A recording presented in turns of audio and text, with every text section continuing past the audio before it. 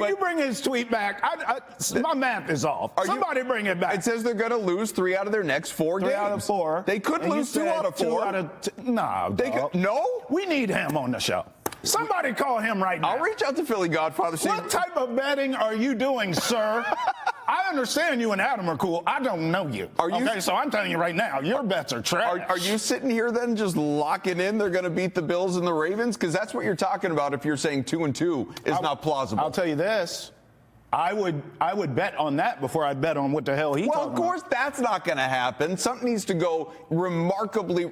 I don't know if he believed when he sent that out because that tweet was sometime yesterday, probably before Sunday Night Football. I missed the timestamp. Sure. I don't know if in his head, well, Jamar Chase is going to be out there, and he's not going to be out there. That's right. And Joe Burrow, maybe he'll be back early. That's right. You know, if they go out and they win that game against Pittsburgh, and there's a desperation on the part of the Bengals, then maybe, right? Maybe during the Packers-Giants, he thought Jameis is going to get this done. Right. You were wrong, Billy. Yeah, I mean, it's not going to happen. Yeah, stick to the Eagles. They got their own problems. I mean, we said we could try and get him. Trav, now that you're looking at the man face to face, that's not a man I'd want to cross. I don't know if you got any thoughts. Stelios, I'd like to apologize to you and all the hard work you do to make your plays. They are not trash. They're profitable. You've been in this game a long time. I was having too much fun. I was wrong. I'm sorry. It's all good, man. Almost 40 years in this business. I've won a lot of big bets, and I know alarmed a lot of people in New England. My cousin who grew up in Waltham, Mass, now lives in Palm Beach. He texted me right away. Are you drunk? What are you sending out on?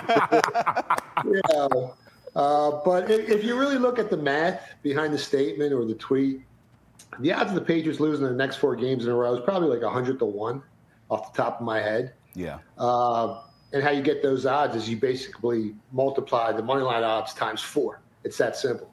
But the odds drop off dramatically around to like 15-1 of them losing to the Bengals, Bills, and Ravens, or Giants, Bills, and Ravens. So it's still a long shot. Yeah. But it's not as much of a long shot as most people think. And I bet long shots all the time. I mean, I had the Buccaneers at 50-1 to win the Super Bowl in 2020. I had the Florida Gators last year at 19-1 to win the college basketball national championship. So if you do the math, it's not really that much of a long shot. Yeah. I love Mike Vrabel. He's one of my favorite coaches. And if you look at his second half adjustments over the years, I think he's number 1 in the NFL in points scored.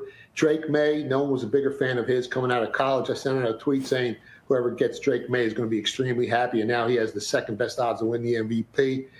But again, this Patriots team has been extremely fortunate and lucky. I think they're ranked like 4th or 5th in luck ratio this year. They've had the better overall health score of every opponent they faced this season, except for week 1 against the Raiders. And you saw they lost that game. So they've been a little bit lucky. Good coaching, good quarterback play, but a lot of luck has been involved. And what this tweet basically comes down to is, do you think the Patriots can win 9 straight regular season games or 10 straight in a row?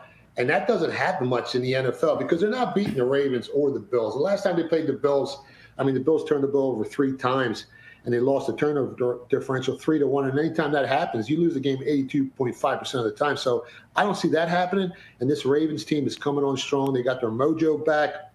They're 1 game behind the Steelers in the division, but the odds to win that division is like minus 320. So I don't see them beating the Ravens either. So do you think they can win 9 or 10 in a row? That's what this, that statement basically comes down to.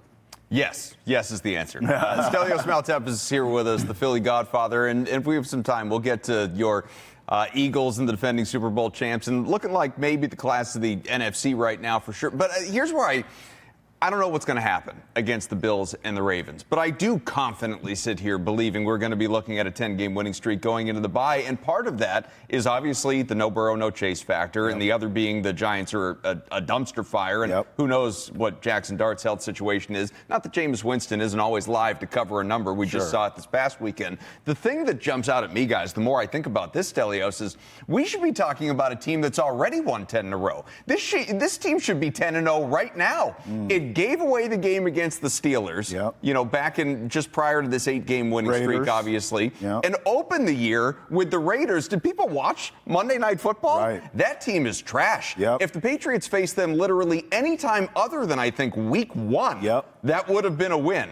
It's an awful team. So, I mean, we should be talking about an unbeaten, challenging Don Shula. Right. Yeah, and yet they're 17th in DVOA on the season.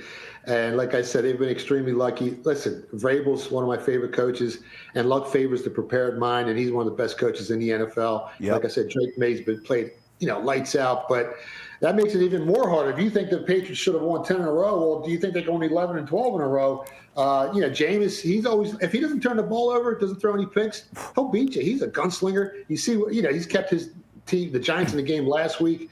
And I talked to some people in Cincinnati. There's an outside shot that Burrow plays, even though Chase ain't playing. So if Burrow comes in here, I mean, this team was supposed to win 9.5 games before the season started, the projected win total, and the Patriots were at 8.5. So the nucleus of that Bengals team isn't bad with Burrow on the field. So even if the Patriots do end up losing 3 of their next 4 games, do you think that they will still make the playoffs or even win the division? Will this hurt their chances of doing either of those? I don't know about winning the division, but they're definitely going to make the playoffs. And in the playoffs, coaching matters. And Mike Vrabel, not to repeat myself, he's one of the best out there. You guys have been lucky and fortunate to get him.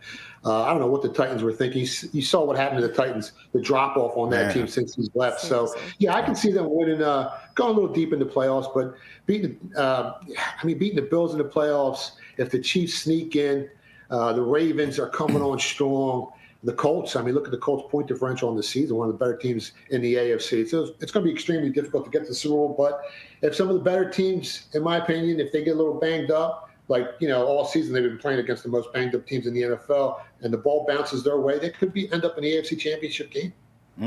So right now, unfortunately, we can't show you the tweet. Twitter is down, and we were kind of blaming Trav for this, obviously, and influential professional sports better as you are, potentially upsetting you coming in. Was the mob going to get involved in all of this? We didn't know. So Twitter's down. We can't reach Elon to fix this thing. What we wanted to do, though, was showcase your tweet that you referenced about Drake Maye. And I am curious, since all of this has obviously come to fruition, he looks incredible and very well could win the MVP this year. What is it going into the, right around draft time, going into the process of him turning pro that stood out that you said, this guy's got it. This guy's going to be a hit?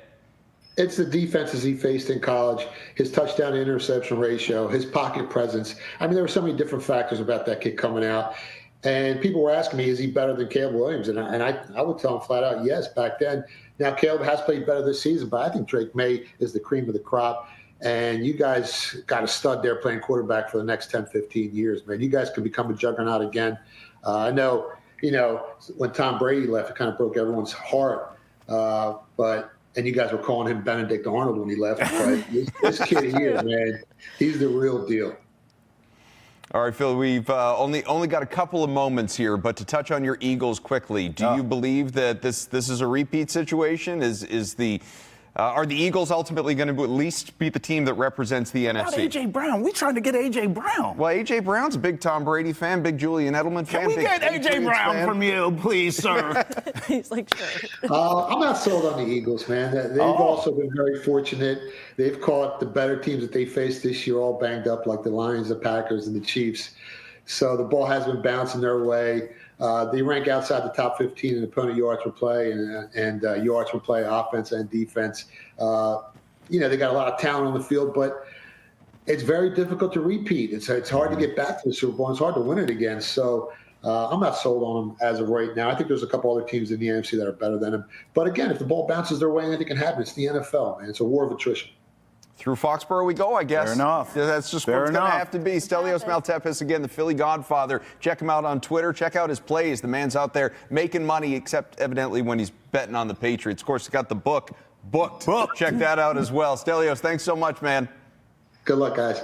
Absolutely. Well, listen, 3 out of 4 is not going to happen No, in it's terms not. of losses. No. It's just not going to happen. I do think they're going to enter the bye I do with too. a 10-game We all winning do. streak. And But they'll then beat the after Bills that, at least, I think. well, at least. Of course they're going to beat the Bills. I hope they beat the Bills. They got I'm set- also not convinced that it's an automatic Ravens and Bills are going to beat the Patriots. No, No, not convinced absolutely of not. that. Close. It could happen. Of course. But I'm not, You can't, in today's NFL, look at all the injuries we just saw during That's week right. 11. You can't sit here and say that anything is automatic in That's this right. league. We're talking about games that are 4 weeks away. Anyway, we're not Amen. done here.